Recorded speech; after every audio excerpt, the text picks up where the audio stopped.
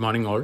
ഞാൻ Ramakrishnan T B M D and CEO Sharewell securities limited ആണ്. ഒപ്പം സെബി രജിസ്റ്റേർഡ് റിസർച്ച് അനലിസ്റ്റ് കൂടിയാണ്. ഈ ഓഡിയോ കേട്ടതിന് ശേഷം ഡിസ്ക്ലെയിമർ കൂടി വായിച്ച് നോക്കണമെന്ന് താല്പര്യപ്പെടുന്നു.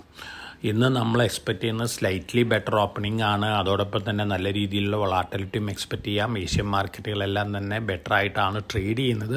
പക്ഷേ ചൈനീസ് മാർക്കറ്റുകളിലൊക്കെ നല്ല രീതിയിലുള്ള വൊളാറ്റിലിറ്റിയും കാണുന്നുണ്ട്. അതോടൊപ്പം തന്നെ അമേരിക്കൻ മാർക്കറ്റുകൾ നോക്കുകയാണെങ്കിൽ ഇന്നലെ ഡൗ ജോൺസ് ബെറ്റർ ആയിട്ടാണ് ക്ലോസ് ചെയ്തിരുന്നത്. പക്ഷേ മറ്റ് ഇൻഡെക്സുകൾ S&P 500 നാസ്ഡാക്ക് ഒക്കെ വീക്കായിട്ടാണ് ഇന്നലെ ക്ലോസ് ചെയ്തിട്ടുള്ളത്. അപ്പം വൊളാറ്റിലിറ്റി ഇൻഡെക്സും സ്ലൈറ്റ്ലി ഹയർ ആയിട്ടാണ് ക്ലോസ് ചെയ്തിട്ടുള്ളത്. ഇത് സൂചിപ്പിക്കുന്ന ഒരു വൊളാറ്റിലിറ്റിനെ തന്നെയാണ്. NVIDIA ആണ് ഇന്നലെ വലിയ രീതിയിൽ സെല്ലിംഗ് പ്രഷർ നേരിട്ടിട്ടുള്ള ഒരു സ്റ്റോക്ക്. NVIDIAയുടെ മാർക്കറ്റ് ക്യാപിറ്റലൈസേഷൻ $2.9 ട്രില്യൺ താന്നിരിക്കുകയാണ്. പക്ഷേ NVIDIAയുടെ സ്റ്റോക്ക് പ്രൈസ് ജെഫ്രീസ് പോലുള്ള റിസർച്ച് ഔട്ട്ഫിറ്റുകൾ അപ്ഗ്രേഡ് ചെയ്തിരിക്കുകയാണ്. $150 പെർ ഷെയർ വരെ NVIDIA ഉയരും എന്നുള്ളൊരു എക്സ്പെക്റ്റേഷനാണ് അവർക്കുള്ളത്. തീർച്ചയായിട്ടും ഇതിൻ്റെ ഇമ്പാക്റ്റൊക്കെ ലോങ് റണ്ണിൽ കണ്ടേക്കാൻ നോർമലി NVIDIA സ്റ്റോക്ക് ഇത്തരത്തിൽ തന്നെയാണ് ബിഹേവ് ചെയ്യാറ് പാസ്റ്റും. അതുകൊണ്ട് തന്നെ NVIDIA വീണ്ടും ലോവർ ലെവലിൽ നിന്ന് മുന്നേറാനുള്ള ചാൻസ് തന്നെയാണ് കാണുന്നത്. NVIDIAയുടെ ഒപ്പം മറ്റ് technology സ്റ്റോക്കുള്ളൊരു cell of American മാർക്കറ്റിലുണ്ടായിരുന്നു.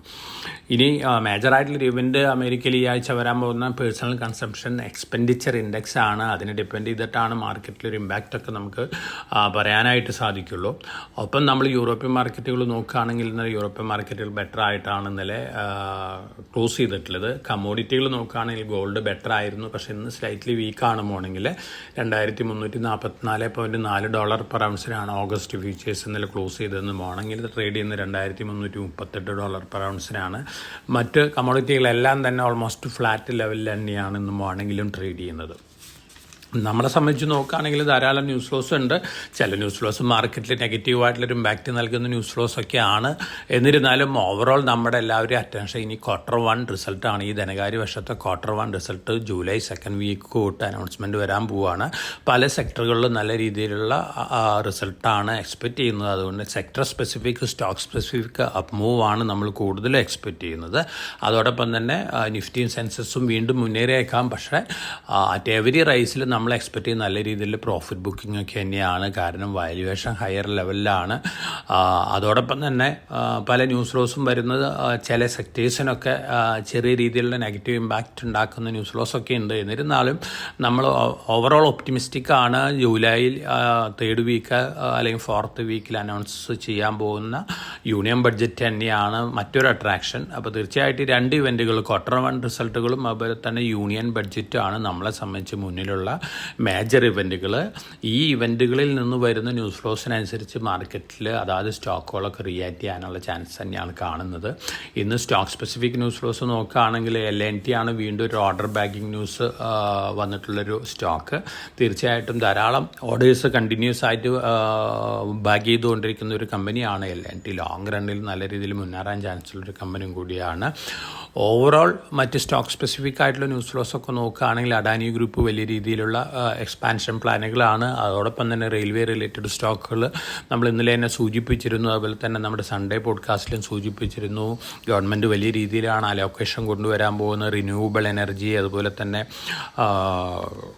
Railway sector, infrastructure sector, defence sector, ഈ സെക്ടറിലൊക്കെ വീണ്ടും നല്ല രീതിയിലുള്ള മുന്നേറ്റം കണ്ടേക്കാം.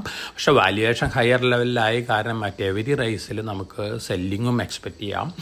ഒപ്പം സെമി കണ്ടക്ടർ റിലേറ്റഡ് സ്റ്റോക്കുകളുണ്ട്. നമ്മൾ മുമ്പ് റെക്കമെൻഡ് ചെയ്തിരുന്ന മോസ്ചിപ്പ്, അതുപോലെ തന്നെ ടാറ്റ എലക്സി, നെറ്റ്വെബ് ടെക്നോളജീസ്. ഇതിലെനിക്ക് തോന്നുന്നു നെറ്റ്വെബ് ടെക്നോളജീസ് ആയിരിക്കാം ഏറ്റവും കൂടുതൽ റിട്ടേൺ ഇൻവെസ്റ്റേഴ്സിന് നൽകാൻ പോകുന്ന ഇമ്മീഡിയറ്റ് ആയിട്ട് ഒരു പക്ഷേ നല്ല രീതിയിൽ മുന്നേറിയേക്കാം. കാരണം വളരെ ലോ ഇക്വിറ്റി ബേസുള്ളൊരു കമ്പനിയാണ്. അതോടൊപ്പം തന്നെ artificial intelligence related servers, higher end servers ഉണ്ടാക്കുന്ന ഒരു കമ്പനിയും കൂടിയാണ്. അതുപോലെ തന്നെ സെമി കണ്ടക്ടർ രംഗത്ത് ഡിസൈനിങ്ങും അതുപോലെ തന്നെ എൻഡ് ടു എൻഡ് സൊല്യൂഷൻ കൊടുക്കുന്നതാണ് ടാറ്റ എലക്സി. ടാറ്റ എലക്സി ഈ റീസെൻറ്റ് റാലിയിലൊന്നും പങ്കെടുത്തിട്ടില്ല. അപ്പോൾ മാർക്കറ്റ് ഫാളിൽ ടാറ്റ എലക്സിയിൽ long time point of view entry നന്നായിരിക്കും. മോസ്റ്റിപ്പ് ഓൾമോസ്റ്റ് നമ്മൾ പറഞ്ഞ ലെവലിൽ നിന്ന് വലിയ രീതിയിലാണ് മുന്നേറിയിട്ടുള്ളത്.